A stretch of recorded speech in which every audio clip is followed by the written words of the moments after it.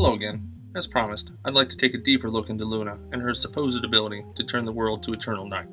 As previously stated in my first video, stopping a sun cycle is nigh impossible when considered logically. Before we get there, I would like to take a moment and address a few counter-arguments raised in response to my last video. First, and most commonly, I assume that the world of MLP is round.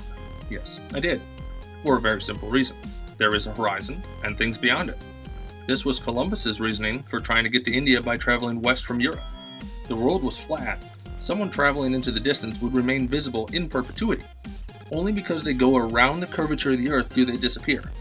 And, on a lesser note, gravity is very much active. Why are planets round? Gravity! However, I thought a bit more about it, and I realized I may have been a little hasty, assuming stopping the movement of the planet would be sudden. I also ran a bit more math, and the numbers are surprising. If you slowed the world down gradually, we'll use our earlier middle-of-the-road figure of 1,670 km per hour rotational speed and 24-hour day. At the equator, where the day and night varies the least, we'll say that gives us 12 hours to bring the world to a stop. That gives us an approximate deceleration of 0.011 meters per second squared, which is about 1/1000th of a g. It's very plausible. What about what happens after Nightmare Moon is defeated? Suddenly now it's day again, within 10 seconds. But that gives us a g-force of just 4.7. Enough to soundly knock you off your feet, but not as much as I anticipated. Secondly, someone mentioned that the sun and moon do not need to be the size of our own. That is quite true, and I allowed for some star variation in my last video. However, they propose that the moon may be as little as a mile across. Interestingly, that is entirely possible, and brought me to another new line of thinking. If the moon was locked in a geostationary orbit relatively close to the surface, as it completes its sidereal motion, at least some moon phases should be visible. That would solve the problem of both moon phases I brought up previously, and allow for Luna to lasso the moon as seen in the comics. Why do I bring it up? Because part of having integrity is admitting that I might be wrong. Regardless, I'm going to continue, but I wanted to throw that in there because it bears mentioning. Although technically, you can only put half the world in darkness by stopping the movement of the planet. The other side would be in eternal daylight. This day-night variance would eventually kill practically all life on the planet by causing ever-increasing temperature differentials. So let's consider a few points anyway. First, where does Celestia actually go in this episode? She isn't behind a curtain, so it's automatically assumed that the most powerful being in Equestria got kidnapped and her long-lost evil sister is here to plunge the world into eternal darkness? Speaking of eternal night, day doesn't even start until after Nightmare Moon is defeated. It stays night until Celestia appears. And how does that work exactly? My first time watching it, I thought it was supposed to be Celestia appearing as a swiftly rising sun. But on closer inspection, it appears to be a ball of light sweeping away the Shroud and Celestia appearing. Not like she's the only one who's done this. Show yourself!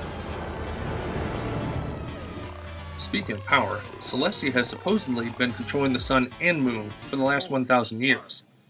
What exactly did she need with Luna in the first place? And where's Luna been this whole time? On the moon? Really? We already know that she has the ability to change size and shape. But who can say she hasn't been hiding in plain sight all this time? Might explain why some background ponies seem to be in two places at once. Also, it never actually appears to be night, except before Nightmare Moon shows up. More like pre-dawn. There's a slight warming at the horizon, much like the sun is about to rise, or has just set. Is it an oversight on the part of the animators? A call out to Twilight's obvious name? Or something much more sinister? What if Eternal Night is merely an illusion? Nightmare Moon shows us twice. Once when she first appears, and later, near the end of the episode, that she can extend her mane outward and upward. If she draped it over the sky like a shroud, would the most obvious cracks in this illusion be at the horizon, where her reach starts to fade the most? The whole thing has the hallmarks of a carefully planned plot to have a new group discover the elements of harmony, and of course led by one who would never question Celestia. Why does no pony else know about this prophecy? A massive Canterlot library stretching back to pre-Ruling Sisters era, and no pony else knows about this? What if? Just what if? Twilight had the only book. Celestia and Luna appear to be immortal. If so, they literally have all the time in the world to set this up. Wait for an anniversary of Luna's banishment, make sure there's just the right group of ponies, set up an unwitting pawn, and pull each string to make it seem like it was all meant to be. Consider this. There are 5 trials that the main 6 must pass. Each is not specifically tailored to each character. There is some ambiguity, and failure in any of the trials could have ended the quest and Celestia and Luna start over. Could this not be the first attempt? I prefer counting from the emergence of one integral anomaly to the emergence of the next, in which case this is the 6th version. The rock slide is the first trial. Nightmare Moon sends the main 6 sweeping down a cliff. Something doesn't happen, one or more dies, and the whole thing is over. It could have been Rainbow Dash, saving her friends at the risk of her own life, or it could have been Applejack. Applejack beats this trial by showing honesty, though I'm not exactly sure how, except she says honest truth at one point. The Manicore is the second trial, powerful enough to seriously injure or kill any of the ponies.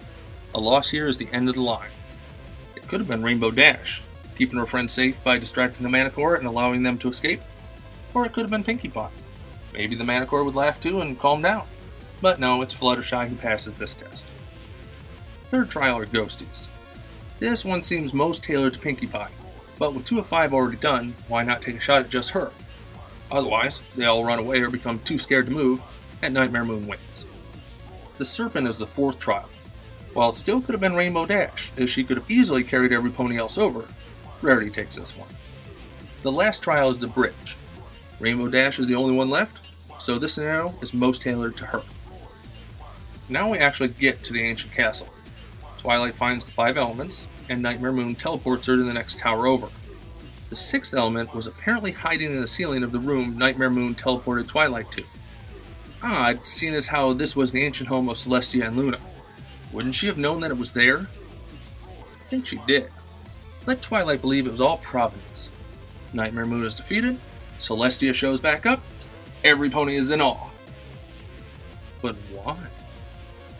Why go to all this trouble? Why? When it seems that every pony is already willing to unconditionally accept Celestia as supreme ruler. What changed from the last 1,000 years up until that point? Last 1,000 years? Slow growth, relative peace, not much happened really, not that we know about. Nightmare Moon to present, Crystal Empire, King Sombra, Chrysalis, Intrigue and Subterfuge, and Twilight's Ascension. Things seem to be moving awfully fast. But to what end? This has been Doc Ailes. Tonight we eat, drink, and be merry. For tomorrow we die. Cheers.